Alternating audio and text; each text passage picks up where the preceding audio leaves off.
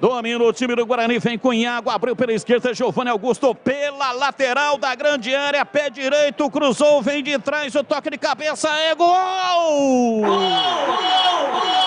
Gol!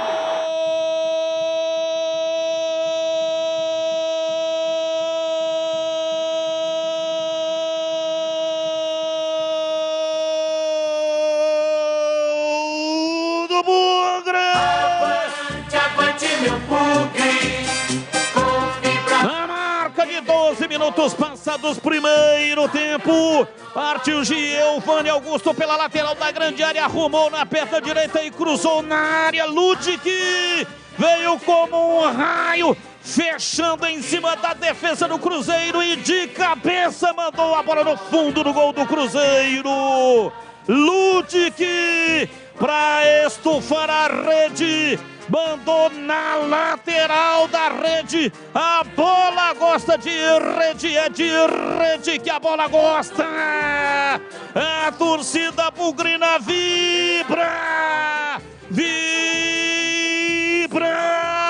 da pele até o osso. Dá-lhe Guarani, dá-lhe Bugre, dá-lhe Guarani, dá-lhe Bugre. Matheus Ludwig reaparecendo com a camisa titular e para fazer o gol do Guarani no brinco. Ludwig,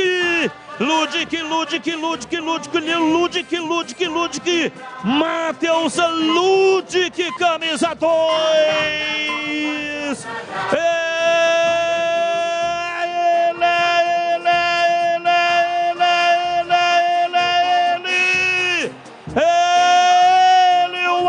Do gol, hoje sempre Guarani, Guarani 1, Cruzeiro 0, e o detalhe do gol é seu, Carlos Henrique, o CH. Dois detalhes importantes, primeiro para a jogada do Maxwell, depois para o passe, para a assistência de Giovanni Augusto, com a perna direita do lado esquerdo, ele levantou a cabeça e viu do outro lado o Ludwig passar como um raio, cruzamento perfeito. Mais perfeito ainda foi a cabeçada do menino Ludwig, é a segunda partida deles apenas na Série B.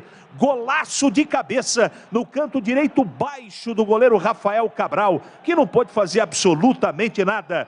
Bugre na frente, 1-0 com gol do menino Ludwig.